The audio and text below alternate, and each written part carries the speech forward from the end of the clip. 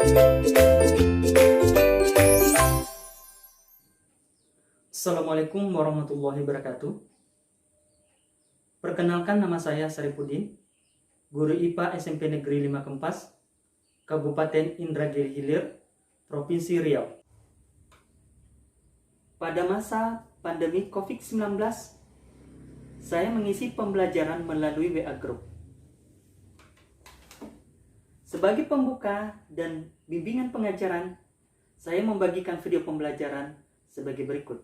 Selamat pagi buat anak-anakku semua. Adapun model pembelajaran yang saya gunakan pada proses pembelajaran ini adalah inquiry. Tahap pertama proses inquiry menurut Aren yang pertama adalah mendapatkan perhatian dan penjelasan proses inquiry. Menyimpulkan pengaruh massa benda terhadap waktu getaran.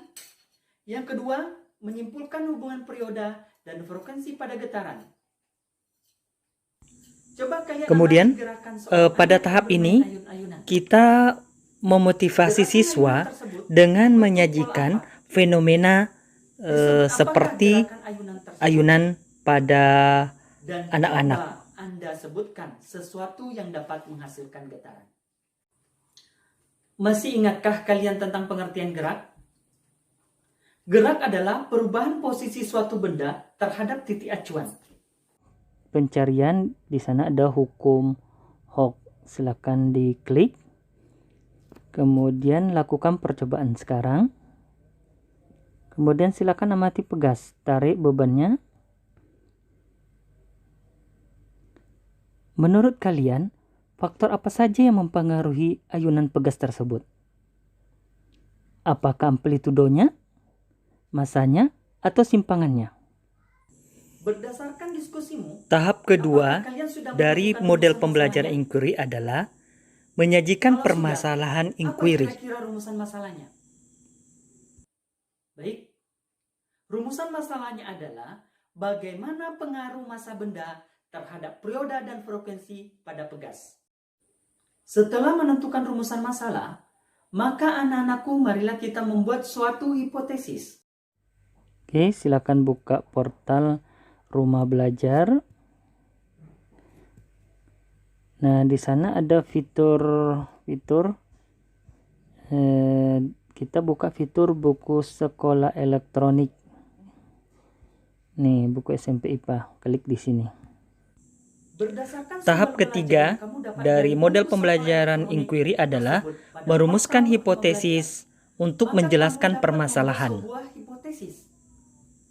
Hipotesisnya adalah jika massa benda ditambah, maka perioda suatu getaran semakin lama dan frekuensinya semakin kecil. Baik, selanjutnya marilah kita mengidentifikasi variabel-variabel tersebut.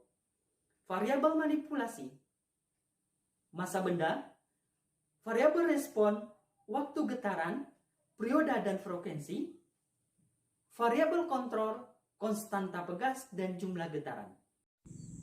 Tahap keempat dari model pembelajaran inquiry yaitu mendorong siswa untuk mengumpulkan data untuk menguji suatu hipotesis. Rumah belajar.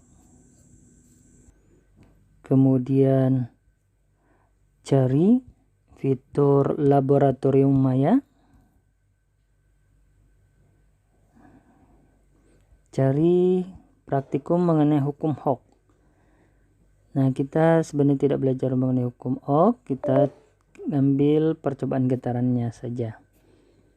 Nah, pertama kita ganti dulu bebannya. Di sini ada konstanta pegas, kita ganti bebannya dulu yang 10. Oke. Tarik.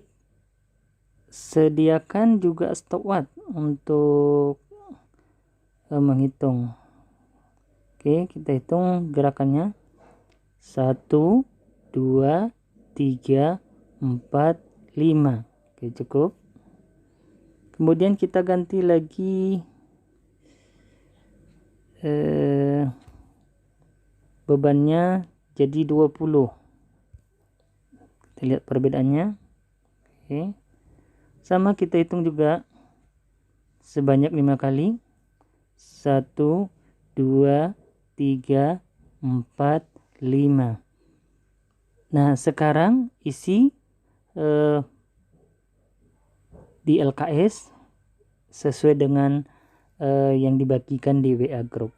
Setelah anak-anakku melakukan tahap kelima dari model pembelajaran inquiry, yaitu merumuskan penjelasan dan atau suatu kesimpulan. Adalah, apakah masa benda berpengaruh waktu getaran, frekuensi, dan perioda? Untuk menjawab pertanyaan tersebut, lakukanlah diskusi temanmu di WA Group. Berdasarkan analisis tahap dan diskusi terakhir dari model pembelajaran inquiry, yaitu tahap ke-6, adalah merefleksikan suatu bermasalah dan proses berpikir yang digunakan untuk menyelidiki. Maka semakin banyak jumlah getaran, waktu yang dibutuhkan pegas untuk bergetar semakin lama, sehingga periode semakin besar, sedangkan frekuensi semakin kecil. Baik, itulah kesimpulan pembelajaran kita pada hari ini. Jangan lupa, stay at home, jaga kesehatan, maju bersama meningkatkan pendidikan. Sampai ketemu pada pembelajaran selanjutnya. Assalamualaikum warahmatullahi wabarakatuh.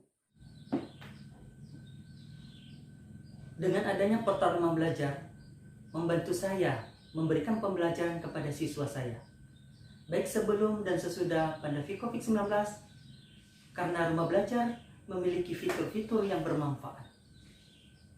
Belajar dari rumah dengan Rumah Belajar, belajar di mana saja, kapan saja, dengan siapa saja. Salam Rumah Belajar.